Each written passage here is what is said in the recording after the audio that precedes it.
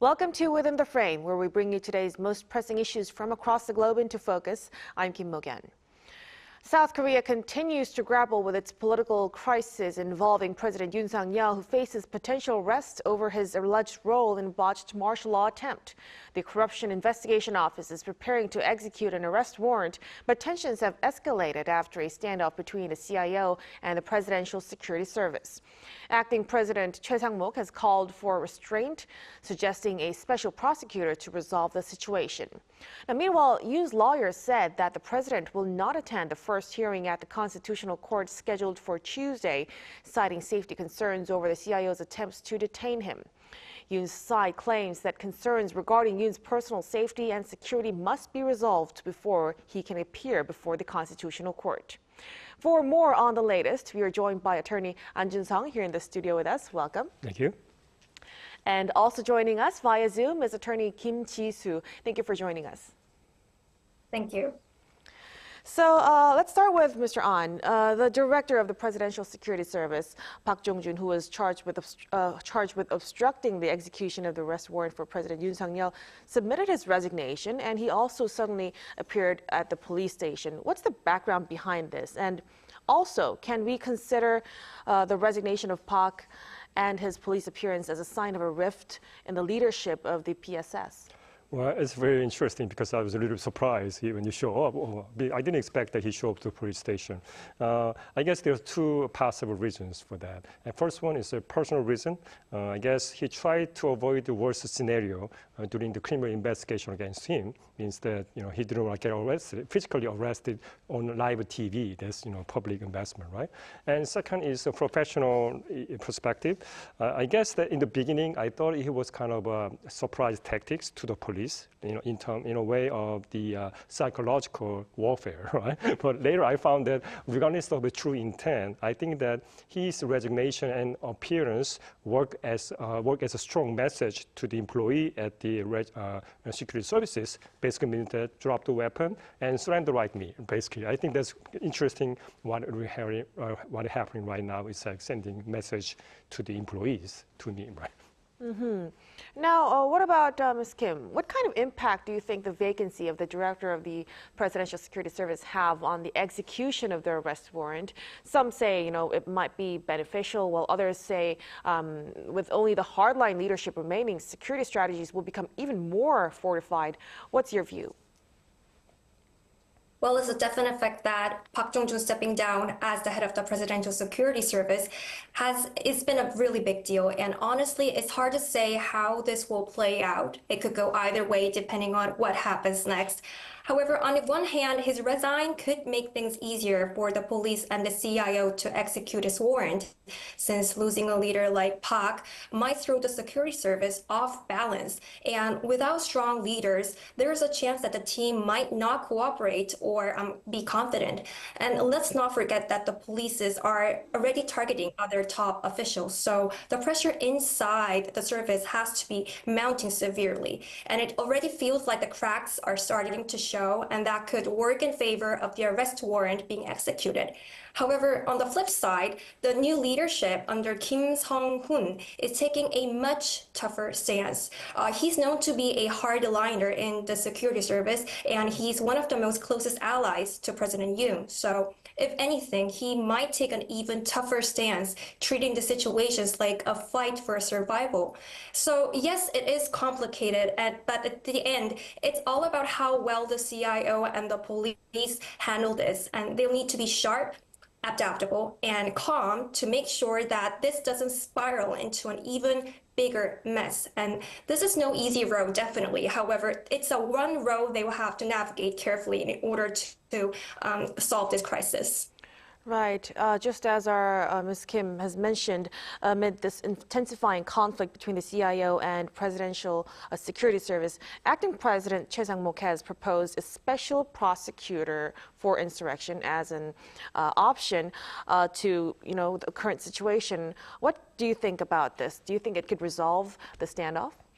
Well, first time I heard the news, a little bit I was confused and basically saying that, oh, what's he talking about, basically. So at this moment, I think that he publicly saying that, repeatedly talking about, say, first priority as the minister of the economies, Korean economy is the top priority.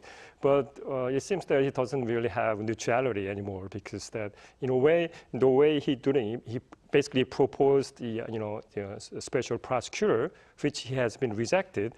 the bill, passed by the National Assembly already. So I guess that before talking about something that we care, first priority is the economy, and let's do it as it flow, and talk about foreign investment, economy issues. But the way he acting is like it's not consistent.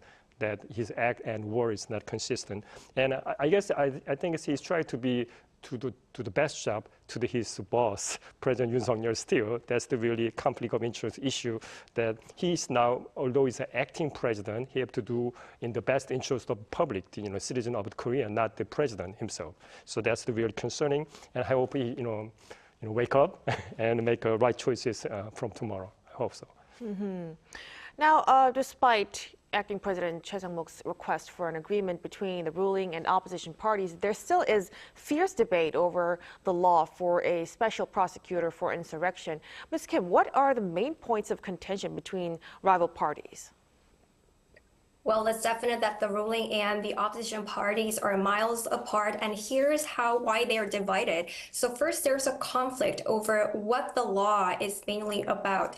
The opposition party wants to include allegations, including treasons and even foreign exchange violations. For example, the President Yoon's administration tried to use tensions with North Korea as a pretext for declaring martial law. However, the ruling party strongly is opposing for this, saying that it is excessive and that it is going too far by adding these charges. And also they're mentioning that by punishing legitimate military and governmental actions might be endanger the country itself. And they are also worrying that the scope of the investigation is too broad, that it could spiral out of control.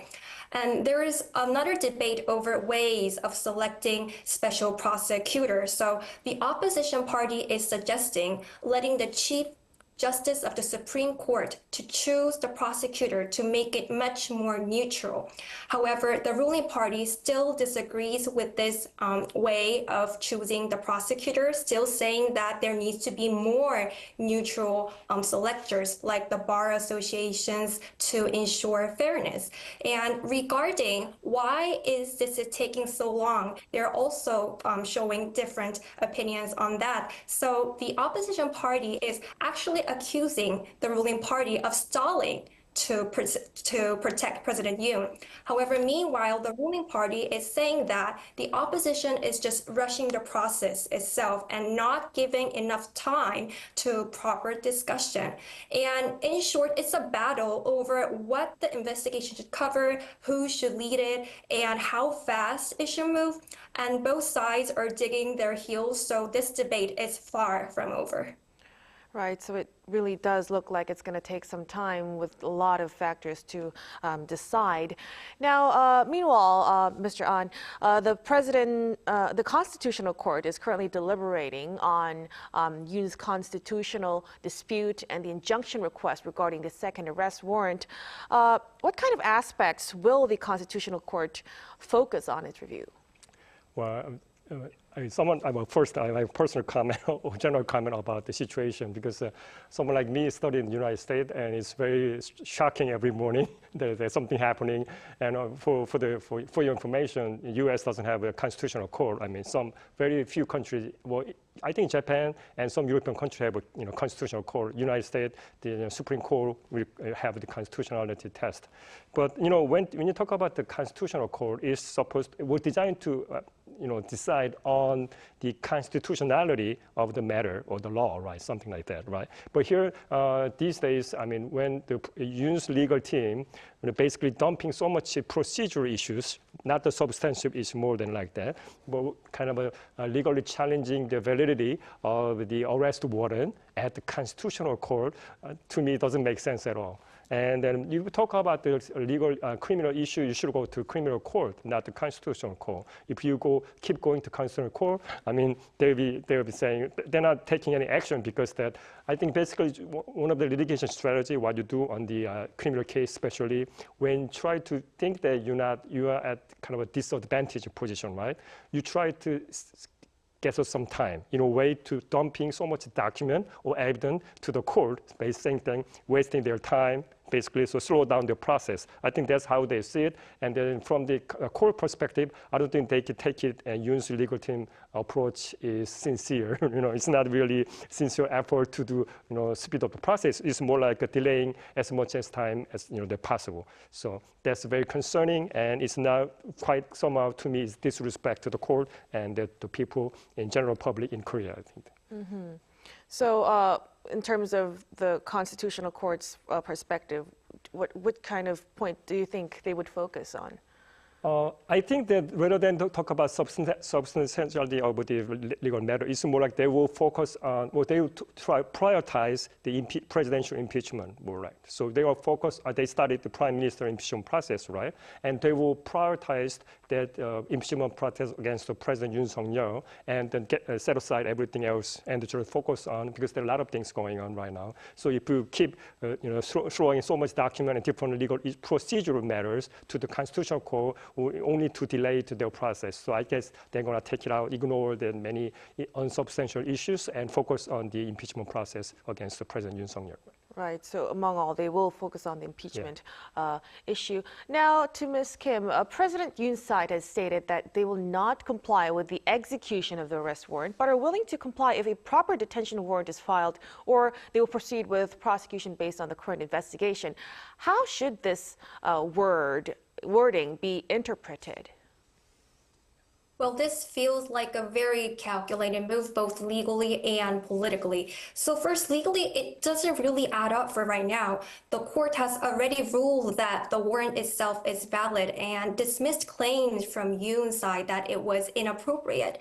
His teams are arguing that the warrant itself is unlawful and accusing the court of exceeding its authority. However, the court has rejected these kind of objections, saying that the warrant itself is valid and that the investigation falls under the authority of the CIO. So once again, the court has confirmed that it has jurisdiction over the case since Yoon's residence is within its area. So the rejection of his objections only reinforces that the legal grounds for the warrants are quite solid here. And politically, this seems like a stalling tactic to rally his supporters. By delaying the process, he's creating more time to build momentum and frame this as a kind of a political persecution. There are already reports of many supporters gathering near his residence, and even some lawmakers from his party are showing up at protests against the arrest. So it feels like he's trying to turn this into a public battlefield to strengthen his base. And at the end of the day, it's hard to see that anything other than a move to buy time and build political pressures right now. Indeed, there are growing concerns that this is a tactic to delay the whole process. Now, Mr. An, the CIO has announced that the validity period of the arrest warrant for President Yoon, which was reissued, is about 2 weeks. When and how do you expect it to take place? The interesting question. Actually, after I read the news about the reissuing of this arrest warrant, I was wondering about the duration. And then, well, that's according to the press, if they expected or speculated about 2 weeks, but that never admitted it's 2 weeks or something less, right? So we have to be clear that 2 weeks is a presumption, right? Made by press. And assuming that's 2 weeks, I guess they got already 1 week passed, so another week is going on. It's interesting again. Think about what would happen after impeachment process is over. And if you're the defendant, you will say, I'm the innocent, I'm going to challenge everything. I'll go to constitutional court. I will put my bodyguard, personal bodyguard in my premises and try to prevent police getting to my room because I have my right. Just I would like to what President Yoon do, right? That's very concerning as they who study law and practice law and very concerning about what after effect about what President Yoon doing right now because that will have very adverse effect. It's really shame, probably of embarrassment to the not only general public, on the international community, saying that Korea is not controlled by the law. It's someone like who have power, put higher people. It's very really very bad public image on it. But let's go back to what happening about timing issue. Assuming that 2 weeks of the timing, I guess I think they're working on the different separate arrest warrant on deputy director of the Secret Services, and I think that if the court issue that arrest warrant against the deputy director, they will proceed with it. And then maybe 2 phrases, and they get into the premises with showing that arrest warrant for the deputy director, and get into premises and arrest him, and then get him back, and then execute it second one at that premise. Doesn't have to get out, and if they can do it two different phrases. I think that's the way. That's also the expected by the press, right? They're thinking about maybe that's safer, and then the deputy director of Secret Service doesn't have constitutional protection as the president, right? So we cannot say anything, and legally, it is legitimate to get into premise because this arrest warrant is limited to the deputy director. Right? And the Secret Service, and get in there, and then arrest both in timely, right? I think that's the way, maybe safer way to do it. Mm-hmm. Thank you for clarifying that for us. Now, like I've said in our beginning, in the first hearing for impeachment trial, which is scheduled for the 14th, which is tomorrow, President Yoon Suk Yeol said that he will not attend due to safety concerns. Could you walk us through how the trial would unfold if the president does not attend? It's like every time it's very challenging, very interesting, because the way I think the public campaign is kind of public campaign made by Yoon's legal team. That's really a ridiculous argument because any litigation, especially criminal litigation, you have a right to attend your own criminal litigation because you can basically represent yourself, right? Your constitutional right to speak for yourself. That's the idea is that you protect their criminal right to defend himself or herself, right? But here they seem to like kind of a distorted kind of fact, saying that they in a way that a CIO manipulates system, and KCC tried to help CIO manipulating everything. But by law, right, the physical attendance is not a legal requirement, right? They have a right to attend, right? And you cannot prevent the defendant from showing up to the court because they have a constitutional right to protect their interests, right? And so you have a right to attend the hearing, and he decide not to attend it. So basically, we'll say it's default. Basically, it's a default process. They can proceed it without him. So if he doesn't show up tomorrow, and then on the 14th, 14th tomorrow? Tomorrow. 14th, right. And then the Thursday, I think the second hearing, they will proceed without him. So it's only delay tactics and doesn't really change any substantially. That's the issue, right? So if he continues not to attend? Only once. If he doesn't show once, and they can proceed without him. Only once? Yeah. All right. Now, President Yoon's side claims that the impeachment trial is progressing very quickly. Ms. Kim, however, the Constitutional Court says that the trial speed is not unusual. How does this compare to previous cases, and when do you expect the final ruling to be issued? Like I mentioned before, the only people who are accusing that this process is rushing is President Yoon himself and his parties. Well, it is evident that the prompt action is very necessary in such kind of circumstances. There is kind of a constitutional effectively compromise, and governments functionally severely hindered. The Constitutional Court has a clear responsibility and an obligation to act without unnecessary delays and work to restore order as swiftly as possible. And looking at past cases, this pace actually makes sense. Take former President Park Geun-hye, for example. Her impeachment trial ended in just 91 days, and before that, President Roh Moo-hyun's trial took only 63 days. And in both cases, the court recognized the urgency of resolving a national crisis and acted very quick and swiftly. So basically, the same thing is happening right over here. The Constitutional Court sees this as a constitutional emergency, and delaying the process itself would only extend the uncertainty and chaos. So looking at how the court has handled the two preparatory sessions, it seems that they're treating this as an urgent matter as possible, and I don't think they will drag it out unnecessarily. And considering that the justices Moon Hyung-bae and Lee Mi-sun are retiring in April, I'd expect a decision to come out sometimes between late February and mid-March. Right, so let's hope this turmoil to be arranged and settled as soon as possible. I'm afraid we'll have to wrap up our discussion right here. Many thanks for your insights, Mr. An. Thank you. And also, Ms. Kim, thank you so much. We appreciate it. Thank you. Now, that'll be all from us on Within the Frame. Be sure to tune in next time as we continue to explore the stories that matter. Until then, stay informed and engaged.